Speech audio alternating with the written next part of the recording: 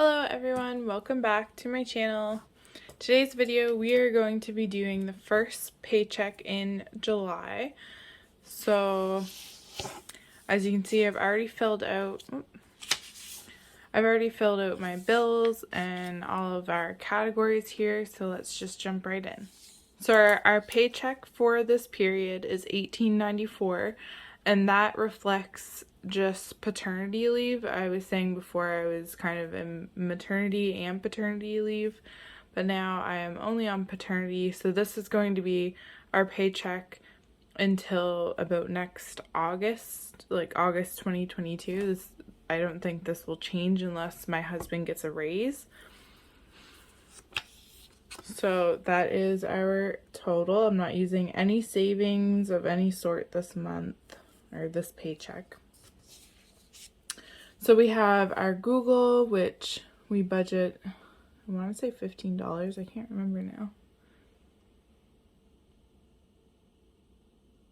Yes, so Google is $15. We budget $50 every paycheck for our daughter's education. We budget $128 for insurance. We budget $225 for our car bill, and that's every other week, so it's a bi-weekly schedule as well. And I put our phone and internet together, and that is $245. So the total for that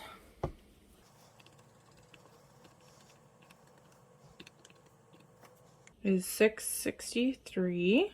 And so now I'm just going to subtract that from our total income.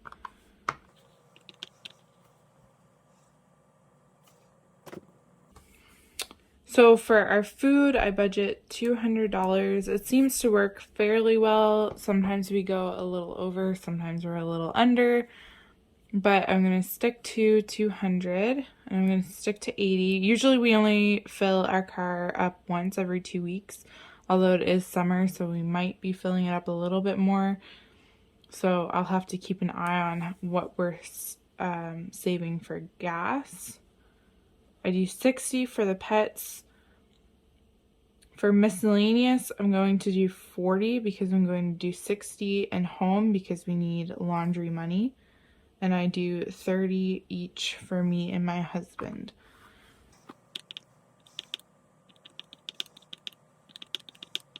So that gives us a total of 500. Subtract that from our total there. So now I'm going to do our sinking funds. I like to save $50 for Athena every paycheck. I'm gonna do $50 for Christmas. We're almost to how much I want to save for Christmas, so that's good. And I'll do $50 for my birthday. I'm gonna leave travel because I'm probably gonna divide it between my loan and travel. We're trying to get to Dominica, so we need to hit our travel envelope pretty hard in order to do that. I'm going to go down to challenge. As you can see, I'm doing the 52-week savings challenge. And this time I'm going to go to the bottom of the list and do the 2 weeks at the bottom just because of the way our bills come out. We have a more heavy bills come out at the end of the month, and we don't have as many in the beginning. As you can see, we have $731 left. So I'm going to put $105 into our challenge just because we work with Canadian money. I know that's $103. It just makes it easier. So now I'm going to subtract this and subtract this to the $731 to see what I have left to put between travel and my loan.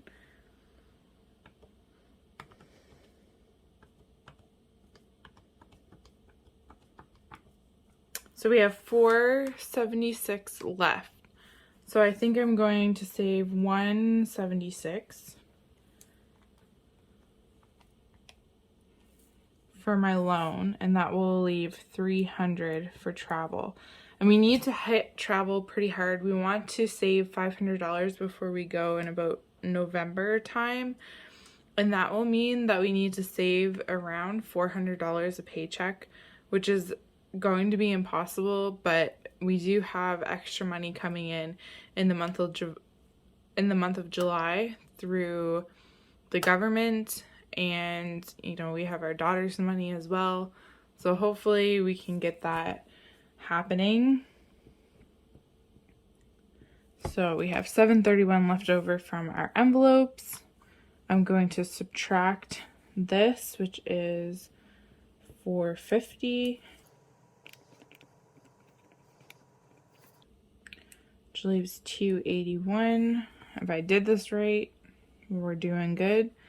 So $281, we're going to subtract the $176. Look at that.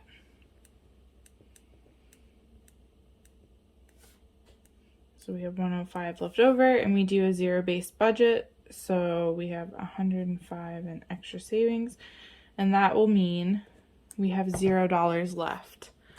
So what I usually do from here is, because I work with my husband on the budget, I do the budget and then just tell him where to put the money. I won't do it on camera because I'm keeping my husband's income, like, it is reflected here, but you don't see how much he's actually getting. But what I'll do is, between how much he gets and how much I get, I will figure out, you know, what bills come out of his account, like the RESP comes out of his account, phone and internet comes out of his account. These bills here, I'll just kind of divvy out. Google comes out of his account. So I will tell him how much money he needs to keep into his account, and I'll tell him how much he needs to send to me. This money here, we will probably just keep in a savings account. If you weren't here at my other video, the last video that I posted, I said that I was going to do away with the actual physical envelopes until my husband's credit gets high enough that we can start using cash again. But as much as it's more of a cognitive thing to have the actual cash, it was a pain in the butt to give him the cash to put onto his card and, you know, not go over my limits or anything like that. So that's what we're going to do. I want to start saving little bits for my loan when that payment starts coming, just so it's not something that like hits us out of the blue. And if you also were here for my last video, you would have known that I messed up a little bit with our TFSA. It's fine, it came out of our savings that already has money for savings anyway, but I do want to put that money back into this account.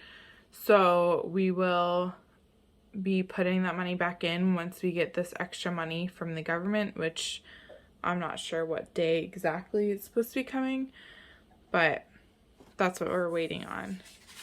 And that's everything. So if you enjoyed today's video and you want to see my progress through my debt journey, then please hit the subscription button, hit the bell if you want to be notified, and I will see you guys in my next video. Bye guys.